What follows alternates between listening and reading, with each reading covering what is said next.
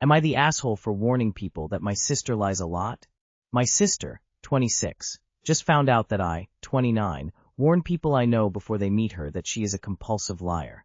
I love my sister a lot, but she has a serious issue with lying about everything all the time. Even dumb little things that don't make sense half the time. I can always tell when she is lying, but other people can't, and I don't want my friends or other people I know to believe her when she lies about things that are big deals though. So whenever she says something I know is a lie around my friends, they look at me, and I shake my head no, and this is a system I have set up. I don't call her out or embarrass her in front of other people, and they never say anything either, just nod, and we move on. My sister isn't a bad person, and we both had very hard childhoods, and went through a lot of trauma, so I give her grace and ask that you do too. I do know a lot her issues with lying comes from wanting attention. The little lies don't bother me, and I ignore them, but the big ones are usually very problematic. Well, yesterday she met a co-worker of mine who I warned that she lies a lot to beforehand. She said something that was outrageous, and my co-worker looked at me, and I shook my head no, and we moved on. My sister saw it, and on the way back to my house, asked me why sometimes I shake my head no when she talks. I explained why, exactly as I did to you guys above. I wasn't mean or cold about it, and my sister knows that I have an issue with her lying all the time already. Well, she thinks I'm in a holy now because now everyone is going to think she is liar. So am I the asshole? You're doing it wrong. You're not supposed to warn people yourself. A third person should announce that one of these siblings always lies and one always tells the truth, and then explaining that they may ask one of you one question to figure out who's who. Respect the classics. Not the asshole, she is a liar. It's perfectly fine and even a good idea to warn people about it. If she's lying due to a mental health condition that is attention-seeking, preventing people from overreacting to the lies denies her that attention and thus doesn't feed the cycle her brain is trying to start. And it protects your friends from being inadvertently taken advantage of. I would like to say my sister is currently seeing a therapist, but I have no idea how that is going for her or if she is honest with them when she goes. I just know my mom takes her to one every week. I do not wish to cut my sister out of my life after the things we went through together. As kids, I can't just abandon her. I love her very much despite her flaws. I want what's best for her and was the one who encouraged her to see a therapist. I want her to get better, and I don't think me cutting her off completely would help. I try to avoid her being around my friends and such if possible, but she visits semi-often as many people don't want to be her friend. Understandably so, but sometimes we go out and run into people, or my friends unexpectedly stop by when she is over. Well, she thinks I'm in a holy now because now everyone is going to think she is liar. Not the asshole. That ship sailed. She is a liar, whether malicious or not. Not the asshole. I would sit her down and explain to her that she is an adult now and she is actively embarrassing herself, and you as her family, by continuing to lie about these ridiculous things. To protect yourself, you've been forced to give caveat when she speaks. If she still doesn't comprehend what this means, then she should be in a care facility. Info, can you give any examples as to what she lies about? Am I the asshole for telling my brother that the day he was born was the worst day of my life? Context, IF was born in 1962 in a rural area before ultrasound machines were everywhere, and the nearest town was not that close to us, and babies were born at home and delivered by the same midwife. So when I was 7, my mother got pregnant with twins and had no idea she was carrying 2 babies, and the midwife, who had just delivered the first baby and probably did not realize there was one more to come, had to be immediately driven by my father to another farm where she was needed. Which means that when my mother's contractions started again, I was then alone in a farm with her and the first newborn baby, and it was up to me to deliver my youngest brother with my mother instructing me. This was hands down the worst and scariest moment of my life because I feared both my mother and the baby wouldn't make it. Well, thankfully it all worked out. Now here's what happened. Last weekend my husband and I were celebrating our 40-carat wedding anniversary, and we had a party and people were making speeches and talking about us. But when the mic got to my brother, who of course has no first-hand memory of his own birth and only knows what he was told about it, he took the chance to tell this story as if it was a fun anecdote. And then my dad got home and there were 2 babies instead of 1. So funny. Anyone, thanks sis, for helping me come into this world. And everybody thought it was fun and sweet, but to me it was the opposite. It brought back some memories that are not at all positive to me. My mood completely shifted after that, And I think my brother noticed at once because he came to talk to me afterwards and asked if he had said something wrong. And then I told him this is not a funny story to me, and that the day he was born was indeed the worst day of my life, and not something I'd like to think back in a happy moment celebrating my marriage. And he went quiet and then said, "Wow, I was trying to honor you, and that's how you thought of my speech." The thing is, I wasn't saying that him being born was a bad thing. I love my brother. It was just that the circumstances of his birth made the occasion traumatic for me, and that he should know better than talking about it as a fun fact, if he had put himself in my shoes. But now I think I should have kept quiet and said nothing, either it bothered me or not. You are the asshole for how you phrased that. Ick, how else someone should take being told, "The day you were born was the worst day of my life." Had you said, "The day you were born was very traumatic for me. I was so scared that you and Mom wouldn't make it," that would have conveyed a whole different sentiment. You are the asshole. How else was he supposed to take what you said? According to your post and comments, he had no reason to believe it was traumatic for you. People have a wide range of reactions to similar experiences. He's not a mind reader. A simple clarification. Helping Mom give birth to you was traumatic for me. I wasn't sure if you or Mom would survive. Would have made all the difference here. You are the asshole and need some perspective on this. I'm sure what happened was traumatic and horrifying, but the worst day of your life? That's a bit dramatic at your age. Have you never actually lost someone close to you?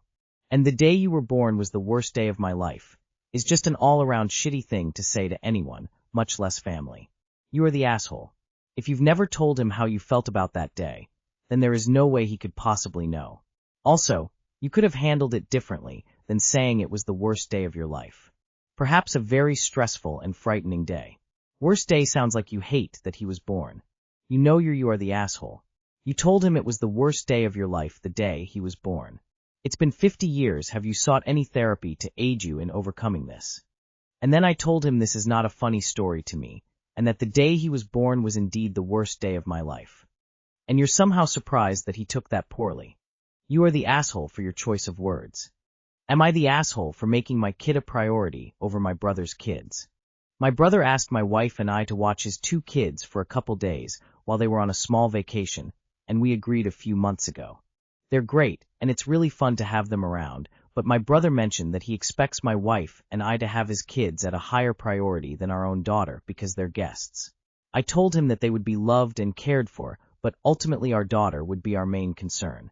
He said that was wrong and got upset, and said that if the roles were reversed he would make our daughter a higher priority, cause it's what we would expect, which I told him was wrong, and that I wouldn't expect that.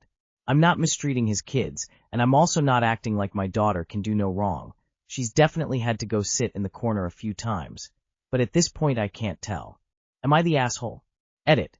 Priority is the wrong word. I think the expectation was that I would treat his kids better than I treat my own. Truthfully, I don't even know, but he is pretty good at egging me on, so I definitely overcorrected in saying I would treat mine better. You're both wrong. You give equal priority to the kids you are responsible for.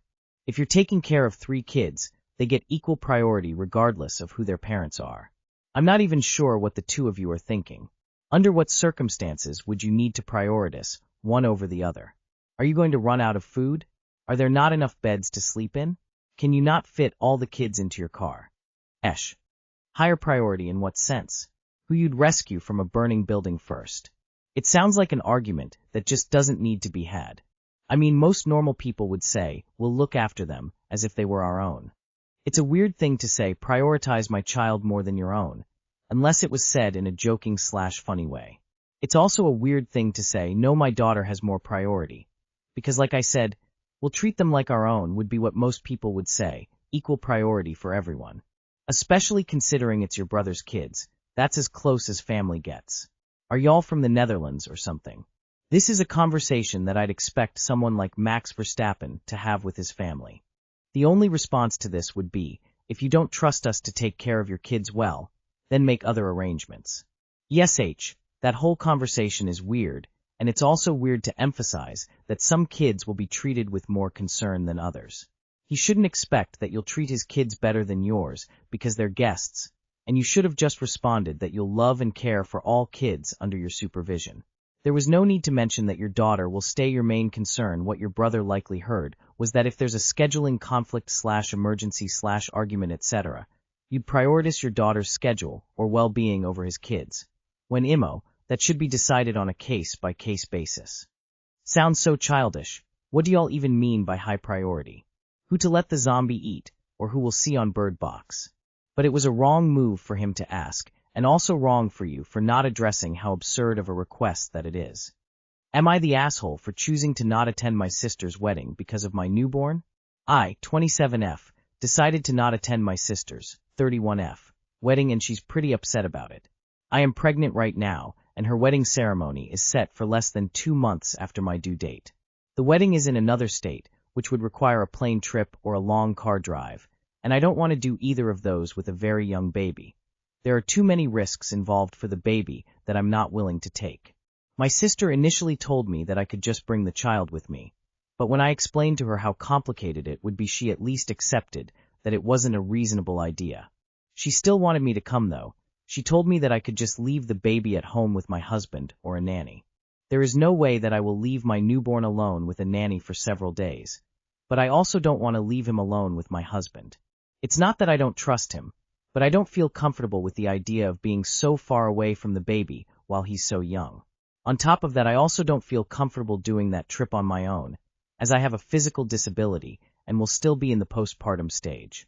My sister is really sad because this is her one special day and she wants all her family present, but it's not my fault she planned it at that specific time. When I told her that, she told me that she shouldn't have to plan her wedding around my needs, which is totally fair, but at the same time she already knew my due date when she picked the day. If she really wanted me to be there, she should have picked another date. So, am I the asshole for refusing to go to her wedding? Nah. 2 months feels quite reasonable to some and not to others. All babies are different, and all postpartum recoveries take their own time and toll. Your sis is not the asshole for being disappointed. Do you have to give a firm answer now? If possible, it might be okay to wait and see how you actually feel with a 6-week-old, and make your final decision then. You're not the asshole either way. Not the asshole. It's completely understandable that you wouldn't want to travel with a newborn, and she booked the wedding date with the knowledge that your due date was only 2 months earlier. I agree that she shouldn't have to plan her wedding around your needs, but then you are also allowed to prioritize your own needs, and that of your baby. She should be understanding of that. Nah, your feelings are valid, and it's okay to decline given your circumstances. Your sister is not the asshole for being disappointed or for choosing her wedding date. It's just an unfortunate set of life happens circumstances that you both should be gracious about. Congratulations on baby and your sister's upcoming nuptials. Not the asshole. Your baby is your priority right now. Your sister knew your due date and still picked that date. NH, she has a right to be upset about you not being at her wedding, but you have a right not to go far away from your baby. I hope your other family members didn't berate you because it's only between you and sis. Absolutely, ta. A 20-hour car ride with a 5-week-old is not safe or reasonable.